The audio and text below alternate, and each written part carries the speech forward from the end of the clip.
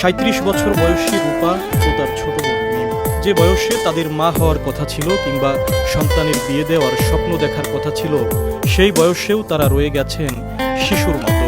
পাড়ার শিশুদের সঙ্গে খেলাধুলা আর মোবাইলে কার্টুন দেখেই কেটে যায় তাদের দিন। মোবাইলে কি দেখেন? দুই বোনের মধ্যে রূপা একটু বেশি স্টাইলিশ। সানগ্লাস পরে ঘুরে বেড়াতে ভালোবাসেন তিনি। তার প্রিয় নায়ক শাকিব খান, আর মিমের পছন্দের নায়ক প্রয়াত চলচ্চিত্র তারকা মান্না। কার ছবি দেখেন? শাকিব খানের ছবি ছাড়া আর কি ভালো লাগে আপনার?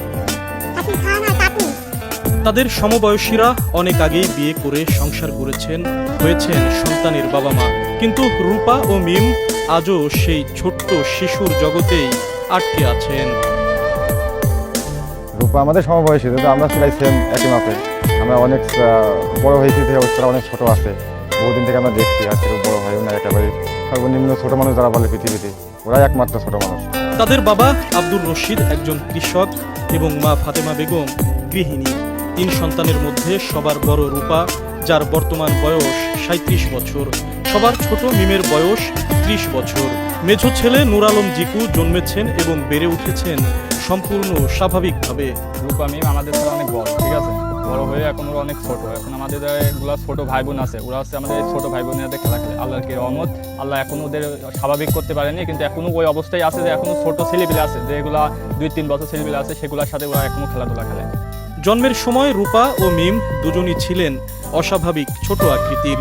দেশ বিদেশে নানা ধরনের চিকিৎসা করানো হলেও তাদের স্বাভাবিক বিকাশ সম্ভব হয়নি।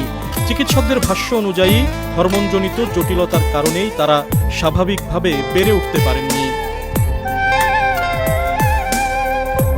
রূপা স্বভাবে বেশ অভিমানী, আর মিম কিছুটা জেদি। কেউ কিছু বললে তা সহজে মেনে নিতে পারেন না তারা।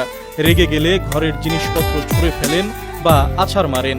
কোনো কিছু পছন্দ হলে তাৎক্ষণিক তা কিনে দিতে হয়। বাবার পকেট থেকে টাকা নিয়ে বাড়ির পাশের দোকানেও চলে যান দুই বোন। দিনভর খেলাধুলা করেই সময় কাটে তাদের। 2019 সালে স্থানীয় একটি প্রতিবন্ধী স্কুলে ভর্তি হলেও করোনাকালীন সময়ে তা বন্ধ হয়ে যায়। এরপর আর স্কুলে যাওয়া হয়নি দুই বোনের।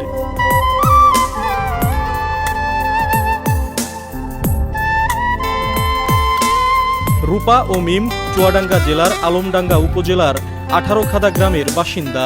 বর্তমানে নানা শারীরিক জটিলতায় ভুগছেন দুই বোন। তবে তাদের বাবার দাবি, এত কিছুর পরও এখনো পর্যন্ত সরকারি কোনো সহায়তা পাননি তারা।